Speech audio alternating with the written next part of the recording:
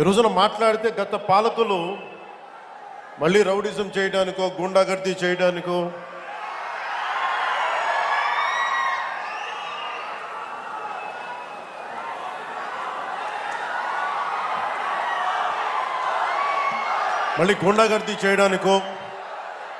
Rowdyism చేయడానికో అలాంటి భావన మళ్ళీ ఉంది. మీకు తెలుసు కదా, రౌడిజానికి గుండాలకి గుండాగర్దీలకి బయటపడితే మన రాజకీయాలకు వస్తాం.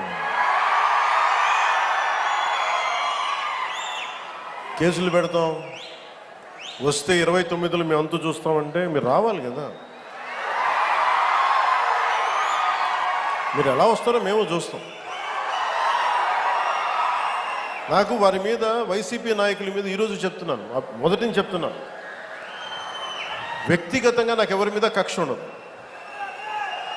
మనస్ఫూర్తిగా నా గుండెల మీద ఆత్మసాక్షిగా చెప్తా, నాకు ఎవరి మీద కోపం ఉండదు. కానీ మీరు సగటు మనిషిలో, ఈ దేశంలో ఉన్న సగటు మనిషికి, సగటు మధ్యతరగతి మనిషికి, సగటు రైతుకి, సగటు యువకుడికి, సగటు యువతకి మీరు కనుక భయభ్రాంతుల్ని క్రియేట్ చేస్తే దాన్ని ఎదుర్కొనే కదా ఇక్కడ దాకా వచ్చాం.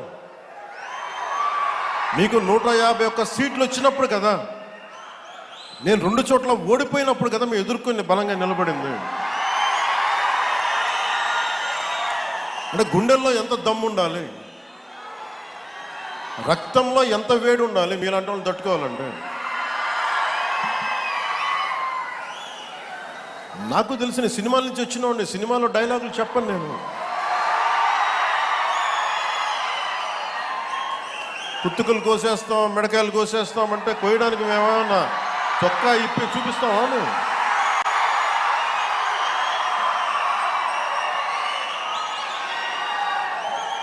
నేను సినిమాలో డైలాగులు చెప్పడానికి కూడా ఇబ్బంది పడతాను. సింహం గడ్డంగి తీసుకుంది, మేము గడ్డంగి తీసుకోలేదు. ఇది సరదాగా ఉంటాయి, మిమ్మల్ని చీరప్ చేయడానికో సరదాగా చేయడానికి. నిజంగా గడ్డం గీసుకుంటే ఎంత దరిద్రంగా ఉంటుంది చూడండి, ఆలోచించండి. స్నానం చేయకుండా, మట్టి కొట్టుకుంటా. అంటే ఇవన్నీ ఏంటంటే సినిమాల్లో చెప్పిన డైలాగులు. అవి ఎందుకు చెప్తున్నానంటే సందర్భానుసారంగా చెప్తున్నాను.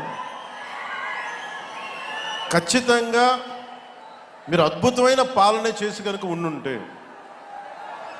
మీరు 11 సీట్లకు వచ్చేవాళ్ళు కాదు. మీరు అంటే ఇది రెలవెంట్ కాబట్టి చెప్తున్నా. ఇది కక్ష తీర్చుకునే ప్రభుత్వం కాదు. ఇది తప్పులు చేస్తే శిక్షించే ప్రభుత్వం ఇది. అలాంటిది అంటే ఇది ఎందుకు చెప్తున్నానంటే మీకు వినండి, మళ్ళీ అరవండి. మీ ఉత్సాహాన్ని కాదండి, మీరు వినండి. అంటే మీరు అరుపులు అరుచుకుంటూ వెళ్ళిపోతున్నారు, వాళ్ళేమో బెదిరిస్తూ ఉన్నారు, కోస్తామంటున్నారు. మళ్ళీ మీ ఎర్ర జెండా శక్తి తెలియదు వాళ్ళకి. మీ గుండెల్లో ఉన్న ఆ వేడి రక్తం గురించి తెలియదు వాళ్ళకి.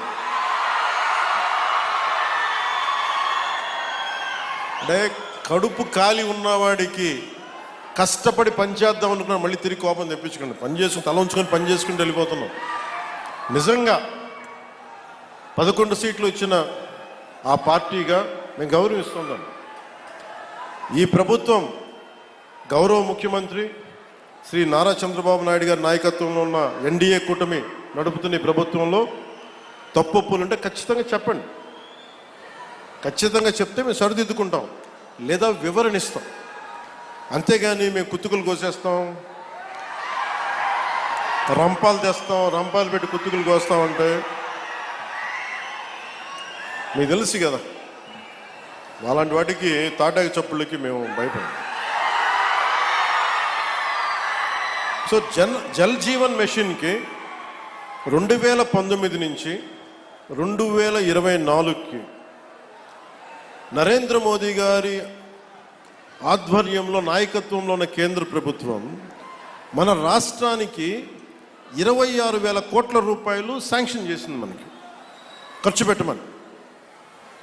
మీరు ఊహించండి ఎంత ఖర్చు పెట్టారో వీళ్ళు. 26,000 కోట్లు మొత్తం ఇస్తామంటే దానికి మ్యాచింగ్ గ్రాంట్ ఇవ్వకపోవడం వల్ల 4,000 కోట్ల రూపాయలు ఖర్చు చేయగలిగింది. ఆ 4,000 కోట్ల రూపాయలు పోని కనీసం కొన్ని ఊళ్ళకి దాహం తీర్చారా అంటే అది కూడా తీయలే. ఆ 4,000 కోట్లకి పైపులు వేసుకున్నారు అంతే. పైపులు వేశారు. ఇప్పుడు పైపులు వేస్తే వాటర్ సోర్స్ చూపించాలి కదా.